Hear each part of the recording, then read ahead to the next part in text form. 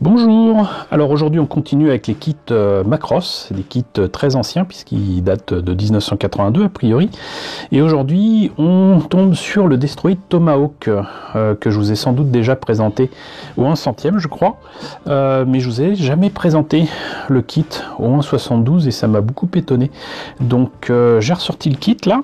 Et ça fait partie de nombreux kits Macross que je vais avec plaisir vous présenter dans les prochains jours, les prochaines semaines. Et il s'agit d'un kit Harry, une marque que je n'aime pas trop, qui a quand même pas mal de défauts. Et kit Harry au 1/72 du Destroid Tomahawk, avec une illustration que j'aime bien, mais qui est pas géniale non plus. Voilà, il y a des petits problèmes de proportion, des petits problèmes de détails, voilà. Mais bon, il y a quantité de choses dessus qu'on peut trouver sympa, les marquages, les logos, la pin-up ici, qui peut rappeler donc un personnage vampire assez peu vêtu, n'est-ce pas, Vampirella, je crois. Donc en tout cas voilà un vieux kit qui était distribué en France par Soclen. D'ailleurs là vous ne voyez pas d'autocollants ici parce que à l'époque moi avoir ces autocollants Soclen sur les illustrations ça m'énervait parce que j'aimais beaucoup ces images et je faisais tout pour essayer de les enlever. Alors des fois les boîtes en souffraient et du coup ça arrachait l'image ou des détails de la boîte, puis d'autres fois comme ici j'avais réussi à l'enlever correctement, mais c'est quand même assez sale et si j'avais su comment l'enlever, et je l'aurais fait correctement et proprement. D'ailleurs pour ceux qui ne le savent pas, ce que vous pouvez utiliser pour ce genre de choses, s'il y a des étiquettes ou quoi qui traînent sur vos objets que vous voulez enlever et vous voulez le faire proprement, utilisez de l'essence F. L'essence F c'est de l'essence à Zippo, c'est ce qui sert pour certains briquets. Et donc avec ça normalement vous pouvez faire fondre la colle qu'il y a derrière les autocollants et enlever ensuite l'étiquette assez facilement et très proprement. Voilà, donc pour cette boîte, voilà ce que ça donne pour le modèle monté et peint. On voit que là donc ils ont choisi donc une peinture quand même très grise, hein. C'est pas forcément la livrée avec laquelle on connaît surtout le Destroid Tomahawk, hein. Pour moi il est un petit peu plus beige. Là c'est les couleurs de l'animé. Pour moi c'est pas du gris ça, hein. C'est plutôt sable. Voilà, et à l'époque combien était-il vendu? A priori 800 yens. Voilà, donc on a fait le tour de la boîte, on va voir ce que ça donne à l'intérieur.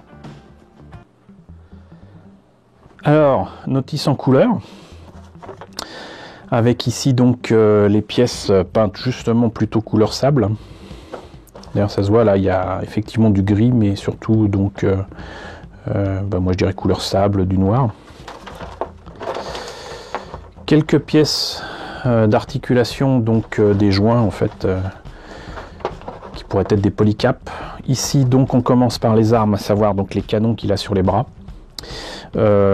Maquette à l'ancienne bien évidemment, mais là comme souvent avec Harry, des pièces de fou à coller, à mettre ensemble, à poncer, ensuite faut attendre, faut reprendre tout ça et ensuite il faut faire les autres pièces ici, donc là les épaules et les biceps on va dire, mais pareil vous voyez il faut reprendre tous les détails et tout, c'est une horreur. Le torse avec ici par contre cette fois-ci des panneaux pour les missiles qui s'ouvrent, donc ça c'est cool. Hop, là la tête qui est aussi l'accès au cockpit je crois. Là donc des lance-missiles ou anti-missiles je ne sais pas sur les côtés. Là on finit donc le torse avec ici en plus un très gros projecteur. Quand on se met à l'échelle franchement c'est énorme. Ici donc les hanches et les fameuses jambes et bassins qui sont communs à tous les destroïdes, avec cette fois-ci par contre là donc pas la nécessité de poncer le milieu de la jambe, donc ça c'est cool, même de la part de Harry. On réunit le tout et on obtient ceci. Voilà, donc je vois pas pourquoi ils lui font danser la lambada ici, mais pourquoi pas, pour montrer qu'il est articulé. Et c'est sous plastique, donc je vais vous enlever ça, on va voir les détails ensemble. Alors On voit que les canons c'est quand même assez gros. Alors j'avais un peu peur qu'avec Harry, les détails ici comme certains modèles au 1/100 soient non pas en creux mais en plein, bah c'est pas le cas. Donc voilà, on n'a pas raison d'être méchant ici. Donc si ce n'est qu'il faut poncer le tout, mais au moins le canon n'est pas plein. Mais ça va demander quand même pas mal de boulot. Ici par contre vous voyez justement ça c'est comme quoi c'était faisable. Là vous avez donc les armes qu'il y a sur les côtés du buste, et ben vous voyez que non seulement c'est creux mais c'est en une seule pièce, donc entre guillemets c'était faisable, mais bon c'était peut-être un peu compliqué pour l'époque. En tout cas voilà, donc des pièces avec des détails qui sont pas si mal que ça pour du Harry, franchement, vous voyez. On apprécie d'ailleurs la taille du truc, hein, par rapport à du 1/100. C'est pas mal. C'est pas mal pour du Harry, c'est pas mal du tout. Alors j'espère que vous appréciez que j'ouvre tout ça. De toute façon, j'ai l'intention de le monter un jour, ce kit, mais voilà, il était sous plastique depuis 30 ans, plus de 30 ans même, hein, presque 40. Donc... là, la planche de décalco avec donc la petite pin-up vampire. Hop. Là, les polycaps à l'ancienne, vintage. Et ici, donc, là aussi pas mal de détails sympathiques. Même s'il faut peindre les missiles là à l'intérieur. Il y a même des suspensions pour les pieds là, c'est quand même rigolo. Donc voilà, ça demande finalement quand même moins de boulot que je ne pensais. Et c'est un kit qui a franchement du potentiel, j'avais même pas vu d'ailleurs, il faut que je vous montre ça. Je vous disais tout à l'heure que le cockpit était sous la tête, bah, j'étais pas loin du compte, puisque là a priori c'est un siège.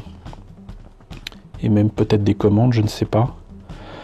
Mais ça m'a l'air d'être sous la tête. Voilà. Pas de pilote, mais donc un cockpit accessible. Voilà. Et ben écoutez, c'était le Destroid Tomahawk au 1/72.